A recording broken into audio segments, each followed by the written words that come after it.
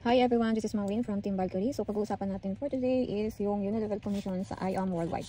So kung naalala nyo yung mga 13 ways of income, so isa ito sa kung paano kumita sa IAM Worldwide. So kung naalala nyo yung wholesale package commission, ito naman yung commission sa yung Unilevel. Ayan. So sabi dito, earn up to 55% based on Unilevel points.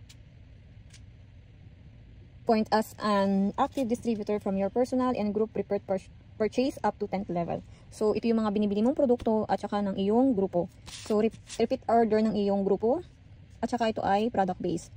So, meron akong papakita sa inyo na Unilevel points na kung saan ito yung mga product. So, meron tayong acai berry dito. May 50 Unilevel points. Garcinia, 100. Barley powder, 100. Barley capsule, 200. Immunergy, 50. Choco barley, 100. Tongkat ali, lahat ng coffee except dun sa black coffee and macchiato. Pansin nyo, it's 20 Unilevel points. So, mababa lang. So, yung ating tongkat ali, mocha barley with alkaline, yung cafe latte na may barley and alkaline, 100 points. So, yung ating amazing white na capsule, ito, 200 points.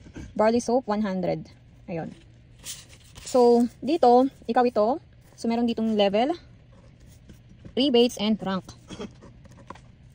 So, ikaw ito, and then meron kang 5%. So, yung direct referral mo, itong sa first level, ito yung mga direct referral mo. So, meron kang 5%. Itong level 2, ito yung mga referral ng referral mo. Same as with the 10th level. Referral ng referral mo, meron kang 5%. So, dito, sa iyong 4th level, kung copper associate ka, 5%. So, sa 5th level, bronze associate. So, 6th level mo, silver. And then, 8th level, kulang. 6, 7. Titanium, 8. At maling bilang ko. Yeah, sa 4th copper, 5th level mo bronze, 6th silver. 4th level mo is copper. 5th level mo is bronze. 6th level mo silver. Ang 7 mo is gold. Wala kang gold dito. Ang 8 mo titanium, ang 9 mo jade or 10th level mo sapphire ka. So dito, papakita ko sa inyo kung paano magkakaroon ka ng Unilevel commission. So dito sa Unilevel commission natin ay ang nakaka-enjoy lang po nito is yung mga SAPR Elite Executive and up. So, pag pinag-SAPR ka ng iyong mentor, mag-SAPR ka na. Kasi pag hindi ka rank up o hindi ka executive, rank up, so hindi mo ma-enjoy itong Unilevel. Ayan. So, dito may level number tayo and original level and then name.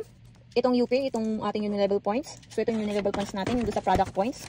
Ito siya, itong mga acai berry, barley powder, barley capsule, choco barley, coffee mix, yan yung UP. Yan yung Unilevel points. And then, meron tayong project 001. Total Unilevel points, and then commission. So, dito, sa 4th level mo, ang level number niya is pang 4 talaga. Ang original level niya is pang 4. Si Mary Ann, copper siya. So, nag-purchase siya at least 6 bags ng ating barley.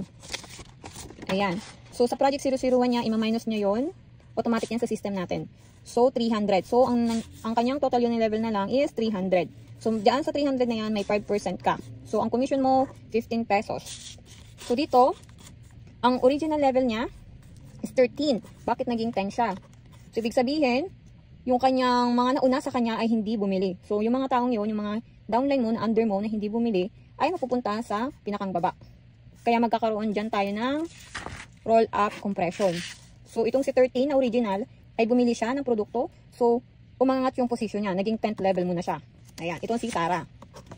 So, itong si Sarah, so dapat siya ay, for example, ay gold. Gold, ano siya, package.